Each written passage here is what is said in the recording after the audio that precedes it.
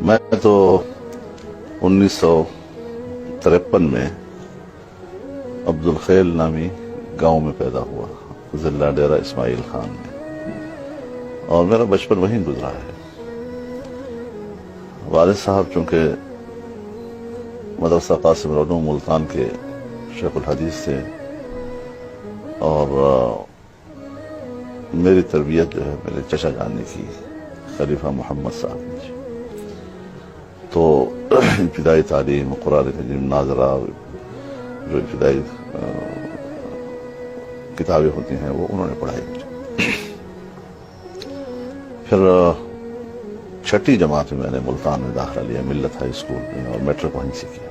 تو چھٹی سے پہلے شیطانیاں وطانیاں کرتے تھے نارمل بچوں کی طرح، یا جو بچپن میں فطرت ہوتی ہے ہر بچے کی، وہ ہمارے پاس ہماری بھی تھی، اور دیہاتی ماحول میں میں نے تو قریب دیہاتوں کو بھی نہیں دیکھا تھا، بس اپنے ہی گاؤں اور اپنے ماحول میں ہی۔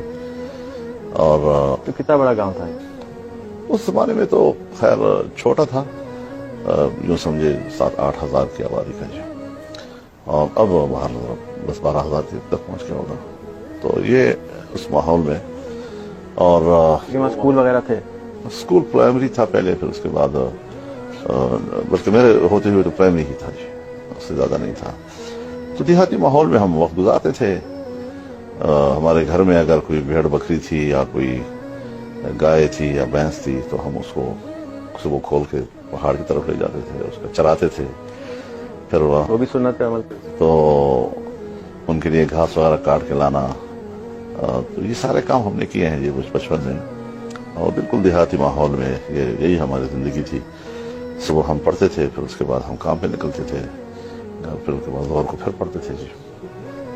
یہ مشغلے رہے ہیں۔ پھر اسکول میں آ گیا تو 70 میں نے میٹرک کیا جی، اور پھر میں دیہاتوں میں چلا گیا پڑھنے کے لیے۔ تو ان دیہاتوں میں کوئی پانی تک بھی نہیں ہوتا تھا، کھارا پانی ہوتا تھا، ہم کوئی دریا سے میٹھا پانی لاتے تھے، اور بجلی بھی نہیں ہوتی تھی، تو لالٹین کے سامنے ہم رات کو پڑھتے تھے۔ اور کبھی غفلت ہو جاتی تھی کہ تیل ختم ہو گیا ہے اور ہم نیا لائے بھی نہیں ہیں، تو پھر اندھیرا ہوتا تھا جی۔ تو وہ بڑی تکلیف دہ وقت ہوتا، کیونکہ صبح استاد نے سننا ہوتا تھا، اور ہم حفظ یاد کرتے تھے سبق کو جی، اور صبح پورا سبق ہم سناتے تھے استاد کو، تو بڑا مشکل ہوتا تھا۔ تو کبھی کبھی پھر ہمیں یہ بھی کرنا پڑتا تھا کہ روڈ پہ نکل آتے تھے، تو کوئی بس آ رہی ہے، تو کبھی کوئی ٹرک آ رہا ہے، تو اس کے روشنی میں پھر وہ کافی کھول لیتے تھے، تو جب تک اس کی روشنی پڑتی تھی تھوڑا تھوڑا یاد کرتے تھے۔ تو اس طریقے سے ہماری ابتدا تعلیم کی ہوئی ہے۔ پھر اس کے بعد 71-70 کا الیکشن ہو گیا، پھر 71 میں پاکستان دولخت ہو گیا، لیکن میری زندگی دیہاتوں میں گزری جی۔ ٹی وی آ گیا تھا آپ کے گاؤں میں؟ نہیں تھا جی، ٹی وی آ گیا تھا گاؤں میں؟ نہیں، بجلی بھی نہیں تھی، تو بجلی بھی نہیں تھی۔ بجلی آئی ہے جب 1972 میں میرے والد صاحب چیف منسٹر بنے صوبے کے۔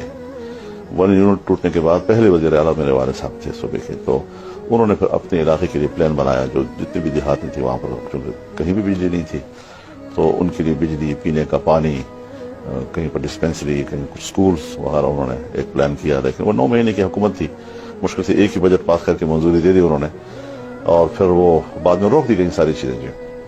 لیکن ہمارا گاؤں اس میں بجلی کم از کم آ گئی تھی جی۔ تو یہ وہ زمانہ تھا جس میں ہم، پھر اس کا میں دارالعلوم حقانی اکوڑا ہٹک چلا گیا جی۔ میں نے پھر سن 1979 میں وہاں سے فراغت حاصل کی، دورہ حدیث پڑھا، اور اس کے بعد میں ملتان چلا آیا تھا۔ اگلے سال میں نے ملتان میں جامعہ قاسم العلوم میں تدریس شروع کی جی، 1 سال میں نے پڑھایا، اور اگلے سال بھی میں نے جب پڑھانا شروع کیا تو ابھی عید الاضحیٰ کی چھٹیاں ہو گئی تھیں، اور والد صاحب حج پہ روانہ ہو گئے تھے، ابھی کراچی میں ہی تھی کہ ان کا انتقال ہو گیا جی۔ پھر تو جو میرے علماء کی ذمہ داریاں سب پہ آ گئی، دوستوں نے کہا کہ اس میدان میں آنا ہے، اس محاذ پہ، تو مجھے تو تجربہ بھی نہیں تھا سیاست کا، اور بس زیادہ سے زیادہ چونکہ میرے گھر کا ماحول سیاسی تھا، والد صاحب کو اٹھتے بیٹھتے، لوگوں سے ملتے، گفتگو کرتے دیکھتے تھے، تو پھر وہاں سے ہم نے سیاسی کام شروع کیا، تو اس سے میری تدریس کا عمل جو ہے بڑا متاثر ہوا جی۔ اور چند سال تو میں نے کوشش کی کہ میں اس کو برقرار رکھ سکوں، لیکن پھر میں نے پہلے تو اپنی تنخواہ رکوا دی، جب میں حاضری نہیں دے سکتا مدرسے میں تو میں تنہائی کیوں لوں جی۔ پھر اس کے بعد جب میں نے محسوس کیا کہ میں بالکل بھی مدرسے کو وقت نہیں دے سکتا، تو پھر میں جامعہ قاسم العلوم سے رخصت لے کر ڈیرہ اسماعیل خان چلا گیا، اور وہاں میں نے پھر ایک جامعہ کی بنیاد رکھی، جامعۃ المعارف الشرعیہ کے نام سے ابھی بھی وہاں پر علمی خدمات ہیں، کیونکہ میں زیادہ وہاں پر تدریسی خدمات نہیں انجام دے سکتا، میرے سارے سال کی جو سیاسی مصروفیات ہوتی ہیں، لیکن ایک سلسلہ وہاں ایک نسبت علم کے ساتھ اور دینی علوم کے ساتھ وہ برقرار ہے میرے۔ تو یہی زندگی ہماری چلی آ رہی ہے الحمدللہ۔